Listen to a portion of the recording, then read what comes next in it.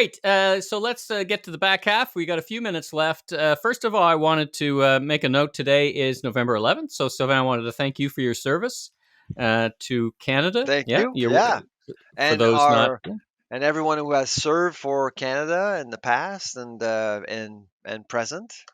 Yeah. Yeah, so big sacrifice, big deal. I'm not going to be with my family on November 11th, unfortunately, but they are going to the Cenotaph and pay their respects. Absolutely.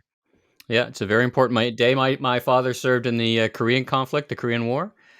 So that is, I have that background in my family as well. So, once again, thanks for your service. Yep. Let's transition the last couple of things. Global Food Security Index. So I was very intrigued by one of your posts. Yes. Global Food Security Index comes out. Canada's 24. The U.S. is 20. I think Denmark is number one. I mean, what makes this ranking up? I mean, is it because of northern communities? Like, how are we not food secure? Because we import a lot of our food. Like, what's going on here?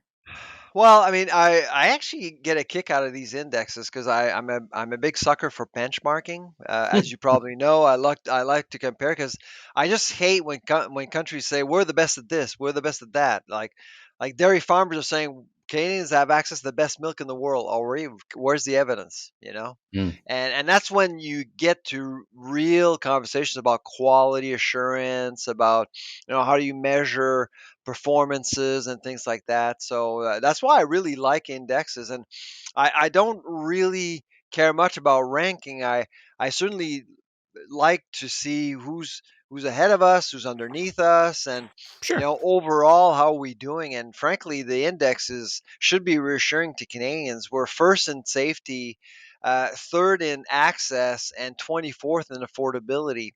And those are good positions. Those are good positions to be in. Hmm, The metrics can always be different, and if you and I start a global food security index, we would come up with different results. It right. depends what people care about. When I actually when I started my career, I wanted to do an index for food safety, and I did. I published my first index back in 2007, and we did it in Saskatchewan, ranked 36 countries, and France, Finland, and Italy ranked like last, essentially. Got Huh. letters from those countries, and yeah, they weren't happy because, They of weren't course, happy. all How of a dare you? Yeah. sudden, they had a report telling their people that they're not the best. And so Finland, I owe a lot to Finland and Helsinki because they actually said, you know what? Let's actually have a summit on performance metrics and have Charlebois chair that summit, Ah, which actually ah, happened in 2011.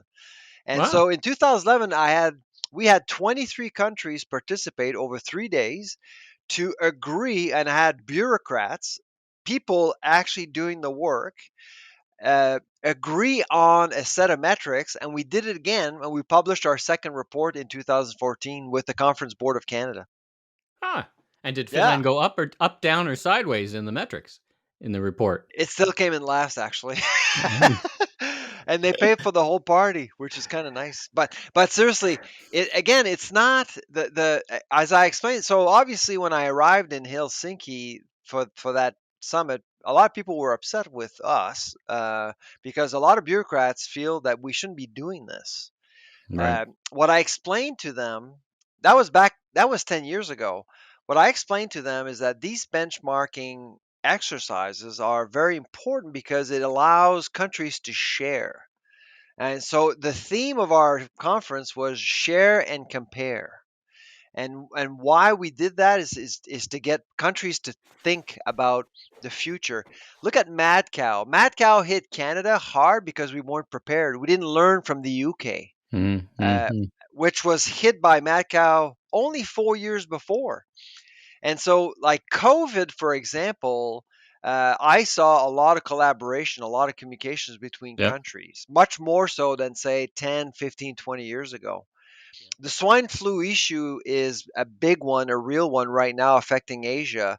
And Still, if yeah. the swine flu was to hit Canada, it would be devastating to our hog industry. And our hog industry, we produce 20 million pigs in Canada. It would be And right now, what I'm seeing from the CFIA is the CFIA proactively engaging with Asia to learn how to contain the risks. And this is what it's all about, really. Yeah. I mean, it is.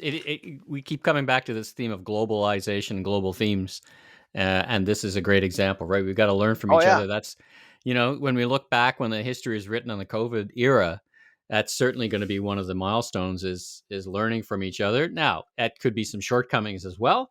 We'll learn. We may never learn the full history, but the history and development of the vaccines, I think we've learned some lessons. So interesting. Yeah, that's right. Exactly.